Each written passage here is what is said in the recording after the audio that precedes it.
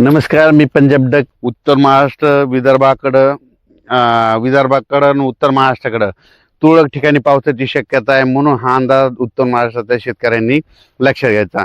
नंदुरबार जिल्हा झालं, धुळे जिल्हा झाला, नाशिक जिल्हा झालं, जळगाव जिल्हा झालं, त्याच्यानंतर बुलढाणा जिल्हा झाला, अकोला, अमरावती, वर्धा, नागपूर, भंडारा, गोंदिया, अकोला ह्या पट्ट्यामध्ये काय होणार आहे म्हणजे 3 फेब्रुवारी, 4 फेब्रुवारी आणि 5 फेब्रुवारीच्या दरम्यान तुरळक ठिकाणी पाऊस पडणार आहे, म्हणून हा अंदाज महाराष्ट्रातल्या शेतकऱ्यांनी लक्षात घ्यायचा. हा पाऊस सर्वदूर नाही, फक्त राज्यात मध्य प्रदेशकडे पाऊस पडत असल्यामुळे काय होणार आहे, त्याचा असर काय होणार, मध्य प्रदेशच्या बाजूचे सीमालगतचे जिल्हे आहेत तर त्यांना ते असं जाणवणार आहे, म्हणून हा अंदाज लक्षात घ्यायचा. मग सांगायचं झालं तर मराठवाडा आणि पश्चिम महाराष्ट्राकडे नुसतं ढगाळ वातावरण राहणार आहे, म्हणून मराठवाडा आणि पश्चिम महाराष्ट्रातल्या शेतकऱ्यांना काही चिंता करायची गरज नाही. तसेच कर्नाटक, निपाणी भागातल्या शेतकऱ्याचे फोन आलं, आम्ही तंबाखू काढायला सुरुवात केली, आमच्या भागाकडे पाऊस येईल का? तर कर्नाटकचे जे निपाणी त्या भागातले तंबाखू काढणारे शेतकरी त्यांना एक सांगू इच्छितो की तुमच्या भागाकडे काही पाऊस येणार नाही, त्याच्यामुळे काही चिंता करायची गरज नाही. फक्त ढगाळ वातावरण मात्र 2-3 दिवस राहणार आहे, म्हणून हा अंदाज लक्षात घ्यायचा. राज्यातल्या सर्व शेतकऱ्यांना सांगू इच्छितो की राज्यामध्ये फक्त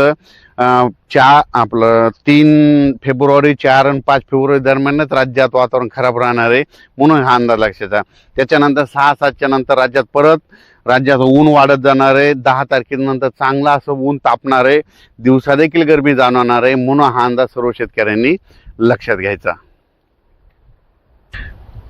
3, 4 आणि 5 फेब्रुवारी दरम्यान मध्य प्रदेशकडं बेतूल तिकडे इंदूर भागामध्ये गारपीट होणार आहे, तर त्या तिकडल्या गारपीट होत असल्यामुळे काय होणार, त्याचा असर थोडा तरी आपल्या महाराष्ट्रामध्ये काही गावावर देखील पडणार आहे. आणि ती मग राहिलो एक तर उत्तर महाराष्ट्राकडं आणि इकडं पश्चिम विदर्भाकडं म्हणजे त्या भागाकडं मध्ये घाटाच्या खाली तिकडं होऊ शकते. सगळीकडे गारपीट नाही होणार, पण काही भागामध्ये 10-20 गावामध्ये मात्र या मध्य प्रदेशकडे गारपीट होणार आहे, त्याचा असर मात्र महाराष्ट्राच्या सीमालगतच्या जिल्ह्याकडे काही गावाकडे होईल, म्हणून हे अंदाज त्या शेतकऱ्यांनी लक्षात घ्यायचा. आपलं तूर असेल तर तो झाकून ठेवायची, हरभरे आले असेल तर उद्यापर्यंत गोळा करून वाटल्यास 3 तारखेपर्यंत झाकून घ्या. त्याच्यानंतर वीट भट्टी उत्पादकांना सांगू इच्छितो, तिकडल्या संभाजीनगर काढल्या तुम्ही तुमच्या काय करा, 2-3 दिवस आपलं ते विटा झालेल्या कच्च्या विटा झाकून ठेवा, कारण की संभाजीनगरपर्यंत देखील थोडाफार तुरळक ठिकाणी पाऊस येऊ शकतो, म्हणून हे लक्षात घ्यायचं. डाळिंब शेतकरी, द्राक्ष शेतकरी, वेलवर्गीय यांना सांगू इच्छितो की काय होणार आहे म्हणजे उद्यापासून चांगलं असं 3 तारखेपासून खूप आभाळ येणार आहे. ते आभाळ येत असल्यामुळे काय होईल, त्याच्यामध्ये थोडंफार धुळीचं प्रमाण आहे, म्हणून तुम्ही तुमचं फवारणीचे नियोजन लावून घ्यावे.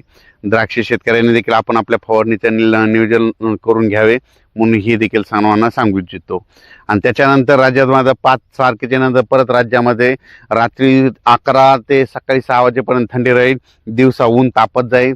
राज्यातला पारा 8-9 तारखेच्या 9 फेब्रुवारीच्या नंतर ते 14 फेब्रुवारीपर्यंत चांगला जवळपास 36-37 अंशापर्यंत पारा वाढत जाणार आहे, म्हणून हा अंदाज लक्षात घ्यायचा. उन्हाळ्याची चाहूल लागली म्हणून हे लक्षात घ्यायचं.